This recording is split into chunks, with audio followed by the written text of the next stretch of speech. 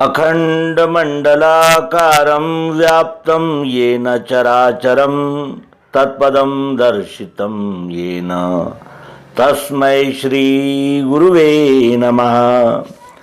अज्ञानान्धस्य लोकस्य ज्ञानाञ्जनशलाकया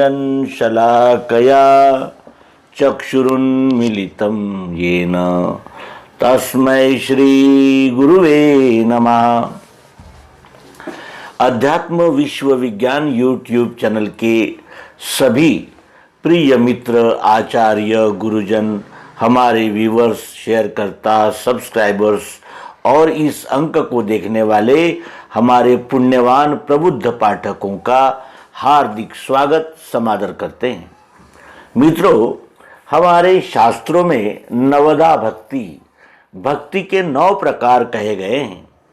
ये 9 प्रकार है: श्रवणं कीर्तनं, विष्णोः स्मरणं, पादसेवनम, अर्चनम, वंदनम, दास्यम, सख्यमात्म निवेदनम। ये 9 प्रकार की भक्तियां कही गई है या 9 प्रकार के साधन कहे गए हैं। इन साधनों के विषय में अध्यात्म विज्ञान दृष्टि से देखने पर हमें ये दिखता है, हमें यह अनुभव होता है कि ये क्रमशः चलने वाली एक प्रक्रिया है जो हमें निधिध्यास तक पहुंचाती है। और निधिध्यास के लिए आत्मसमर्पण की आवश्यकता होती है।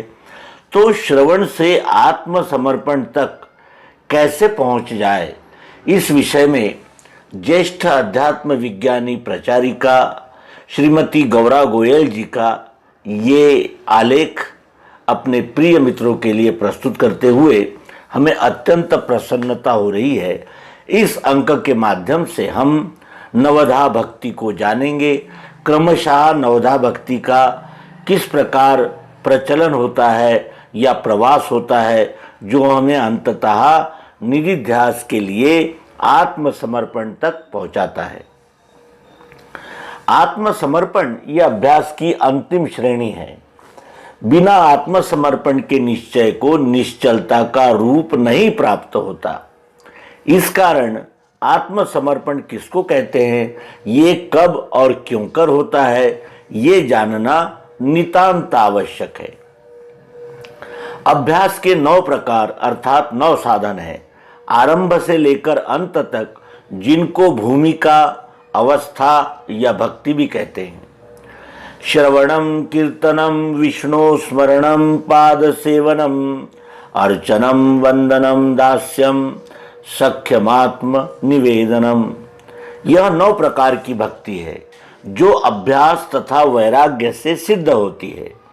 इसमें प्रथम श्रवण भक्ति मुख्य है, कारण ठीक पथ में पग रखा जाए तो आगे भटकना नहीं, ये सिद्धांत है। फिर प्रथम सीढ़ी पर पग रखे बिना ऊपर की सीढ़ी पर पहुंच भी नहीं सकते। प्रथम सद्गुरु से दिव्य चक्षु अर्थात आत्मयोग का श्रवण है, क्योंकि बिना दिव्य चक्षु अनुभव के प्राप्त हुए शब्द ज्ञान का अंत नहीं होता और यथार्थ का निश्चय भी नहीं होता। इसलिए सद्गुरु दिव्य चक्षु अनुभव द्वारा सबका मिलान अर्थात योग करवाकर विश्व वस्तु को प्रत्यक्ष कर देते हैं। इसमें वस्तु लक्ष्य सहित श्रवण होने से यही प्रथम श्रवण भक्ति मुख्य है। पश्चात जो श्रवण हुआ उसका मन द्वारा मनन होते हुए वाणी द्वारा निरंतर योग सहित चर्चा, अभ्यास, कीर्तन है। ये यथार्थ वाचिक तप है। इससे अंतर बाह्य अर्थात मानसिक, कायिक दोनों प्रकार का तप स्वयं होता रहता है। इस प्रकार मनन होते हुए बुद्धि में निश्चय स्थिर हो जाता है। मननावस्था के विचारों का निश्चय में संकलित हो जाना ही ये प्रक्रिया है। तब स्मरण तीसरी अवस्था प्रारंभ होती है। इसमें स्मरण द्वारा व्यष्टि भाव रहित 5 तत्व, 3 गुण और मिठास निर्गुण इन दो यथार्थ भावों से यही सद्गुरु पद है। इनका सेवन अर्थात अखंड स्मरण चौथी श्रेणी है। पश्चात जिस स्थान अर्थात क्षेत्र से वस्तु प्राप्ति हुई उसमें श्रद्धा सहित सेवा भाव प्रकट होना पांचवी अर्चन अवस्था है। सेवा भाव में सद्गुरु सर्व अधिष्ठान रहने से स्वतः ही वंदन अर्थात नमन है। निज स्वर्ण द्वारा सर्व पुरुषोत्तम भावेन अर्थात पुरुषोत्तम भाव से परमात्मा निश्चय से सेवा में आरूढ़ता होती है। यही दास्य भाव है। सो अनन्य सजानिके मति न टरे हनुमंत, मैं सेवक सचराचर रूप राशि भगवंत।